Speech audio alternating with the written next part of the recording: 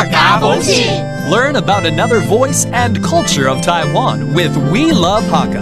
现在就让我们加入客家风情，一起发现客家之美。新冠疫情爆發新年以來，當到線上資源做得提供學習，啲客家VNV改名嘅客家名錄學院，也提供當到客家數位學習嘅資源，做得加強客家素養。To support and spread the Hakka language and culture, the Hakka Affairs Council created the Hakka e-Learning Center. This online learning platform presents a wide range of courses. These include educational short dramas that depict different scenarios, courses that teach Hakka through popular music, and video lessons for learning the language. Additionally, the courses are organized by difficulty, covering everything from beginner to advanced levels. With these accessible online resources, mastering the Hakka language becomes both easy and enjoyable.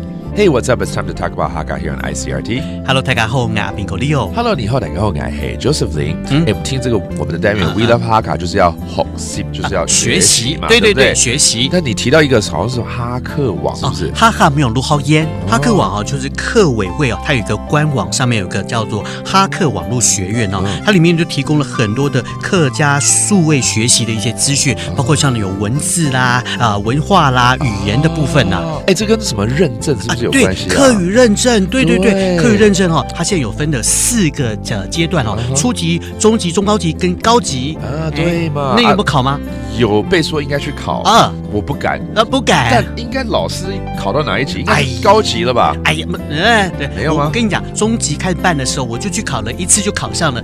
高級因為我出高級的試題，所以我不能考。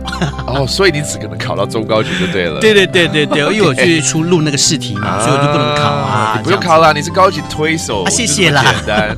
那文化這一塊他們又怎麼去？文化這邊其實有很多可以來學習的，比如說看茶經學客語再來呢聽流行音樂學客語，很簡單啦。但一起學客語，你有沒有聽過？你跟我一起學客語？不是那個醫，是醫學的醫。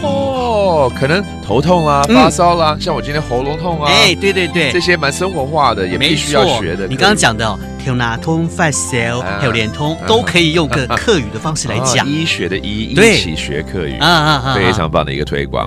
那我們來教這幾個單詞好了，包括這個哈克網怎麼說呢？哈克廟。 That is the e-learning platform that promotes Hakka culture and vocabulary, and then it's all about digital learning, 數位學習。數位學習 that's digital learning, and you can learn a lot or 學習 with We Love Hakka. Thank you for listening to Talk About Hakka. 什麼睇㗎？謝張來了。